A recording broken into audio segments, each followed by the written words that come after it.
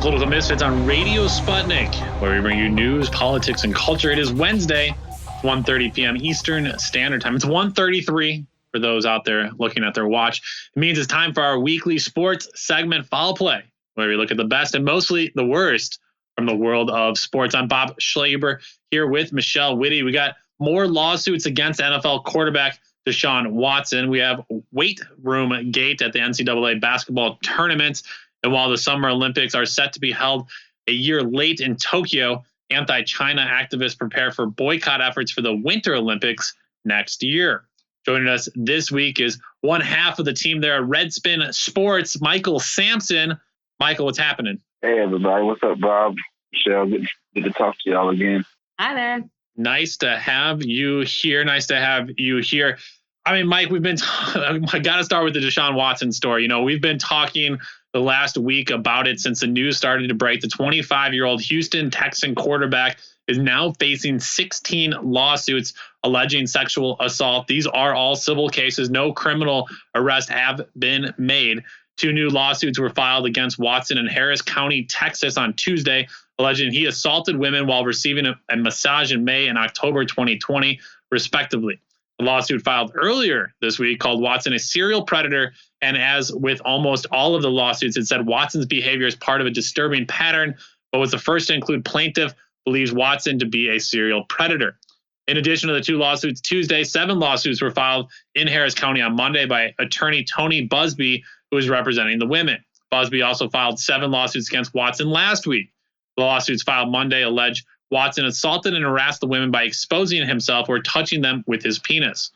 Watson's defense said they had spoken with many massage therapists who had worked with Watson and described him as a gentleman and a model client who never engaged in inappropriate conduct. So he said, she said right now. Mike, we've talked a lot about this the last week. You know, I'm going to give you my initial thoughts, and I was hoping you could add to them or maybe respond to them. First, athletes with this skill at this young age are so sheltered and pampered, I believe. And I think they're conditioned to either think this type of behavior is okay or they're not fully aware that there are consequences to this action. What adult is going to course correct his off the field actions when he is on the field and slinging TDs?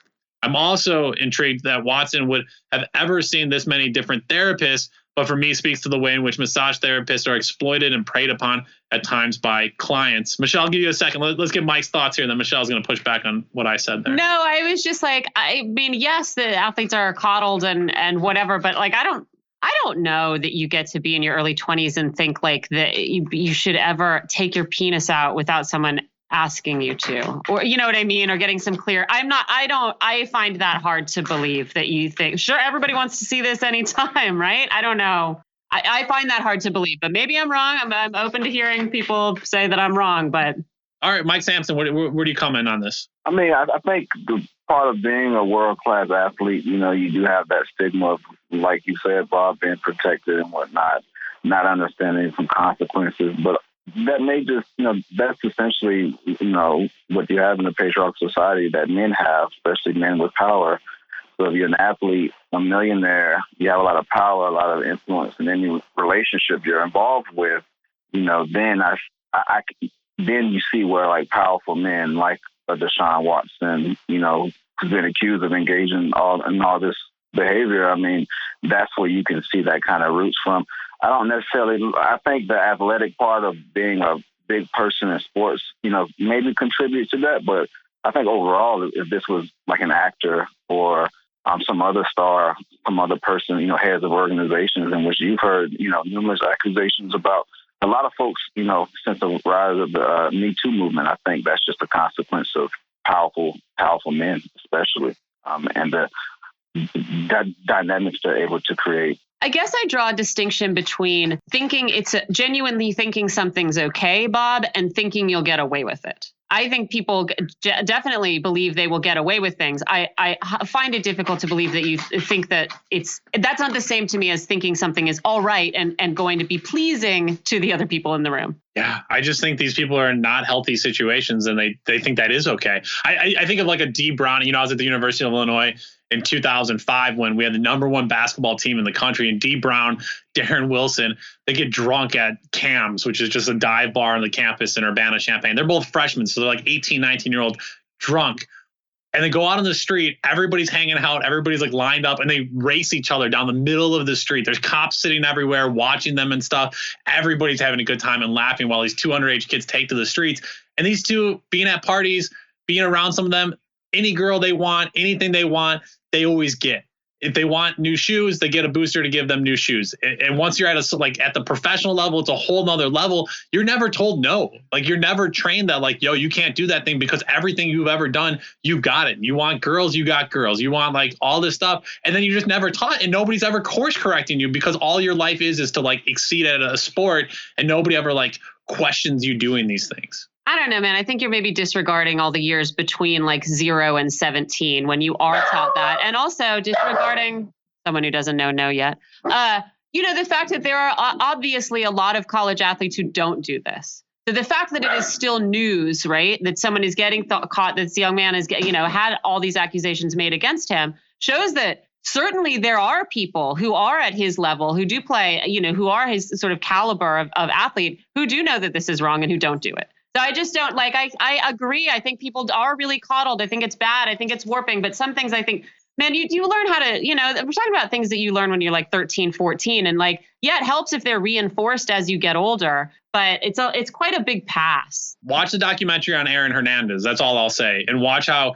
they connect his brain damage, the CTE, all of that stuff to his like lack of development on those issues. Like, there are issues that are going to stop people from developing into that fully conscious being that doesn't do these things. I think you're giving some athletes too much credit. Sure, obviously there's the majority of athletes I think aren't taking out their penises and like sexually harassing masseuse, but some athletes are going to have developmental stunts in their growth and are not going to be able to differentiate between like what's appropriate and not appropriate. And I think that's just that's a problem to me. No, I think that's a dynamic. I guess I'm taking a middle approach to both of what you're saying. Like, I do think like being an athlete, being praised, and being kind of basically groomed by these different institutions that you've been a part of, you're kind of put on a pedestal.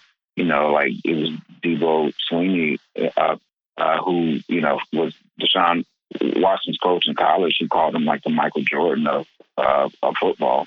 So he's always been a person who's been put on a pedestal his whole life. So I think that may develop from athletics. I mean, but my point is that can develop from a guy who is the SGA president in high school, who then goes to college, and the guy on campus joins the biggest frat and thinks that he has no responsibility for his actions. So I wouldn't necessarily just say it's all on athletics. I think it's kind of like the institution you're a part of and the status you get to in that institution.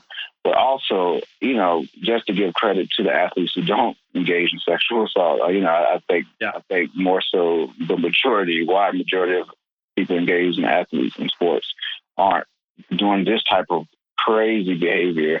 And even if you read some of the text messages that the lawyer had put out, I mean, there was one interaction in which, Deshaun like allegedly, texting this person and he's showing some remorse for what may have happened or something like that. So I think, a part of him, I think he understands, right from wrong, but I also think that he got off on it. This is like 14, 16, I believe. And apparently the lawyer said it's going to be growing. I mean, and this is from people in Houston, but also people he flew in from outside of Houston, one in Los Angeles, I believe. I mean, this is serial behavior. And, he definitely got, this is not something, he definitely understood what he was doing and what he got from it.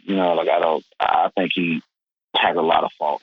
Well, he has 100% of the fault of all the allegations against him. Yeah, I mean, something twisted, too, it always amazes me, Michelle, is like endless amounts of money, fame, seemingly you could get any girl you want, and then something is like thrown off that this is where he kind of preys on women. Like, you don't need 16 different massage therapists. What? Like, you just need maybe a couple. Like, you just go to the one person. So clearly something's telling him this is where he was going that was thrown off. Yeah, the roots of it, though, Michelle, yeah, an interesting conversation. No, just quickly, think about like Bob Kraft, the Patriots, owner, billionaire who got caught, with a sex worker in Florida.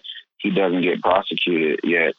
She gets prosecuted and has to face crimes for engaging in the work that she engages in. I mean, but that exists, but also it's like the wildest response I've seen is from from defenders and, even his agent in regards to like how they've challenged this and they've made it seem like there's a huge movement of people, men being accused of crimes that they didn't commit, overall as a whole, that numbers show that isn't the case. And I think this happening at the same time that he was demanding a trade, you just had folks who were calling it like a conspiracy or something, but one or two, whatever, but like 16, the one or two matter, of course, but 16, this is a serious issue.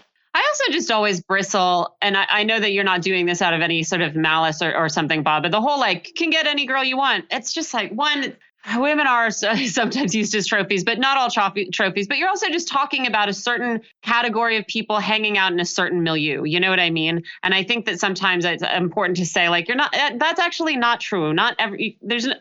Getting is not the way to phrase this. And also any woman on campus is not the way to phrase this. And I say this as someone who's, I'm not looking down on athletes. I love sports. I like athletes. I think it's cool. I think some of my friends are it's not, I'm not saying this with any sort of disregard, but you are talking about, you're still talking about a small segment of the society. And I just get a little bit tired of the whole, they could have any girl they want. Why'd they do X thing? It's just not true. None of that actually has any bearing on the thing that's happening. I hear that, and I'm fine with being corrected with it. I would say he could certainly get girls if he wanted to, or if whatever he was looking for. There's corners of Instagram and Twitter that prove plenty of that those people you can contact. I'm sure he gets plenty of direct messages from fans that are wanting to hang out with him. I guess that's what I'm meaning. So he could get consensual. There's consensual women for him to engage with out there in the universe that he does not need to prey on these people. I couldn't imagine, I was at a chiropractor yesterday and I said to them,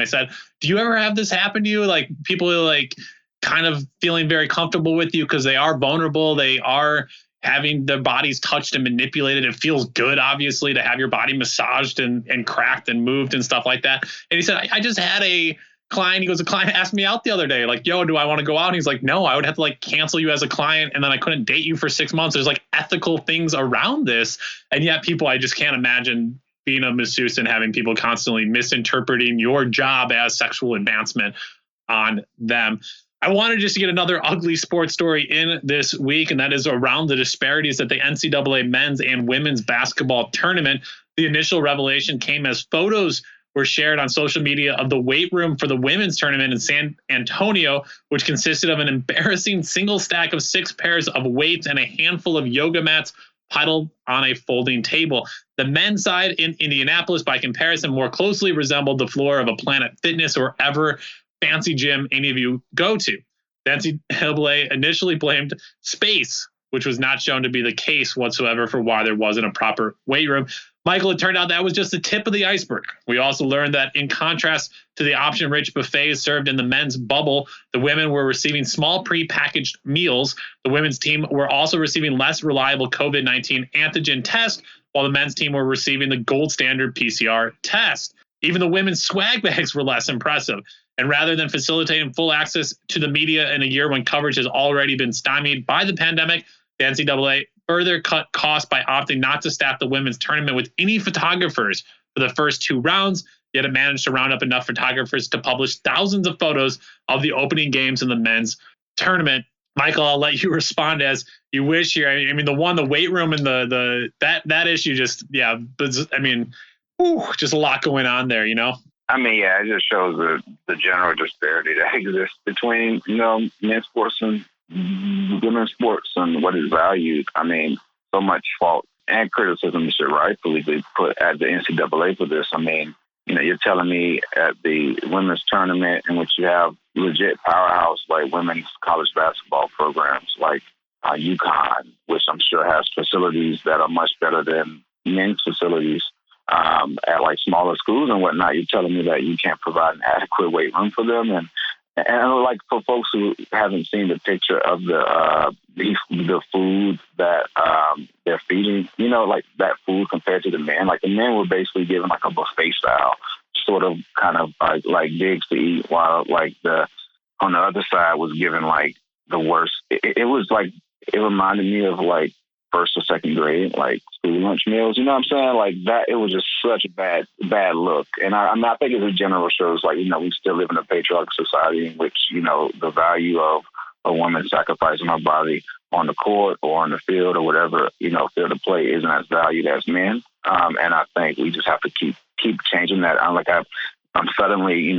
after all the social media uproar, you saw better weight racks move to the facility for the women. So it just shows that that tactic of like what we saw last year. We saw collegiate athletes like basketball players take stands in regards to racial and social justice. So this is like a continuation of that, in which you're going to see more collegiate athletes who have historically been dealing with various issues, stemming from them being, unpaid laborers to, if they're like a woman being, their sport being marginalized.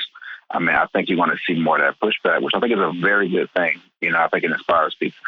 Michelle, I would love your thoughts here, just with our last minute of the segment on this disparity. The one thing is you would say, obviously, I think in situations you would say, oh, well, women can't lift as much weight as men, but clearly women still exercise and lift weights. They still need just as much of the equipment.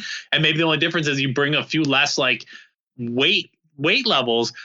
Is it just lack of thinking? Is it misogyny? I mean, what leads to that process of all of this happening? Yeah, I mean, I think it's just misogyny. I don't think the COVID tests really threw me. There's no reason. It's not like women, I don't know, COVID is easier to detect or something. That's really, there's not any sort of sports related explanation for that.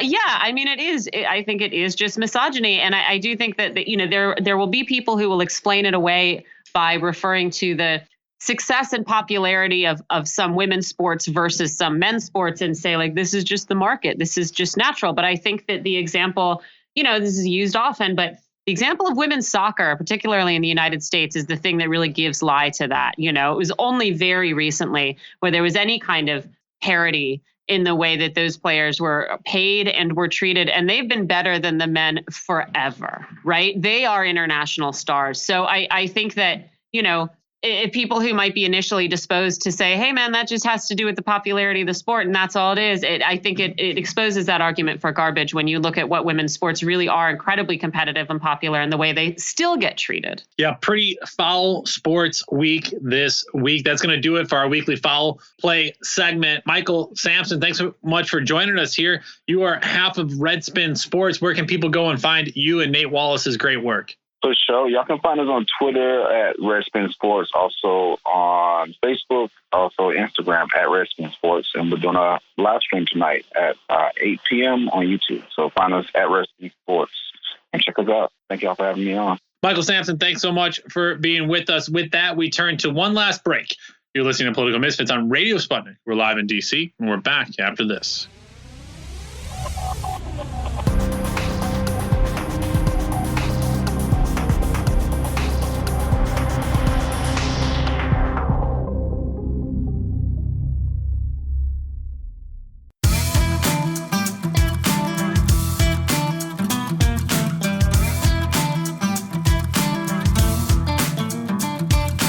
Welcome back to Political Misfits on Radio Sputnik, where we bring you news, politics, and culture without the red and blue treatment. Sometimes in between yelling no at my dog. I'm Michelle Witte, still here with Bob Schlehuber with a couple last stories. And Bob, looks like you've got some comrades down there in South Florida. You got some team members doing your work, because it looks like a couple of spring breakers were bitten by sharks. Uh-oh. So Bob communing with the black tip sharks to express his unhappiness at this spring break shenanigans going down there. A professor who one of these news organizations writing this up spoke to said black tips don't seek interactions with humans. But there is apparently a huge shark migration going on right now, about 650 feet off the shoreline in Broward and Palm Beach counties. And so that might be why this sort of relatively unusual interaction is happening right now. The expert said black tip sharks have sharp needle-like teeth that they use to impale slippery small fish. And sometimes, like Duke University students or whatever, in which case, I don't know how much I really mind, Bob. No, especially if they're on the lacrosse team. They're fair game. Fair game. Absolutely. Take them down. Yeah. So, too bad. I don't think any of these injuries were very serious. They just got like a bunch of little puncture wounds. It's not like big chunks of flesh were torn from their body, but maybe next time, Bob, maybe next time, okay. if you flap hard enough.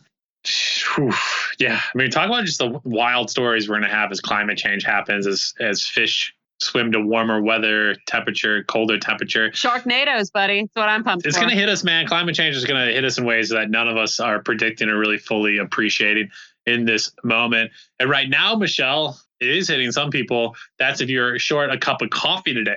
Coffee suppliers in the U.S. are shrinking and wholesale prices are surging, with the hard-hit market bracing for further fallout from a global shortage of shipping containers that's upended the food trade.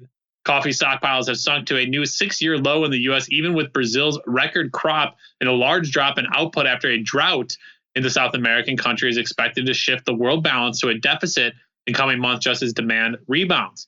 Everybody is feeling the pinch, said Christian Wolders, the president of Wolders Duque, an importer in Fort Lauderdale, Florida, who estimates that shipping costs have more than doubled from Latin America. These bottlenecks are turning into a container nightmare.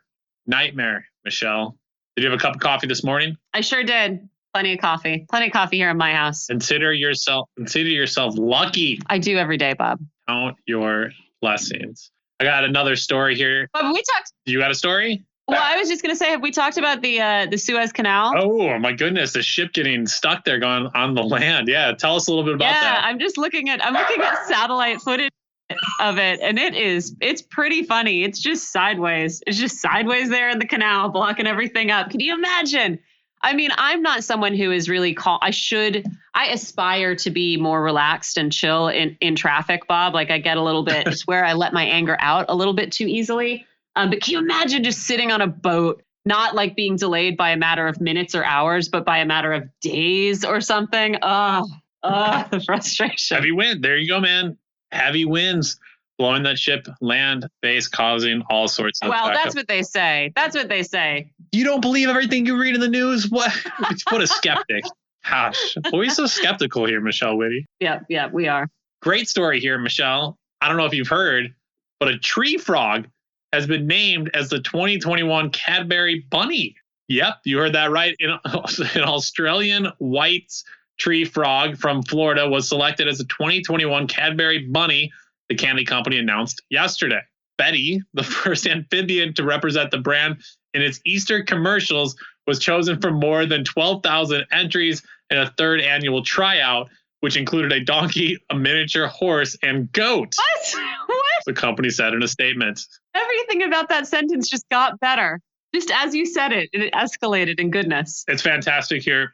The company said, quote, aside from being the contest's smallest winner to date and a natural at the bunny hop, Betty's also making history as the first amphibian and first female winner. Oh my Last gosh. year's winner was a Treen Walker coonhound named Lieutenant Dan. Wow.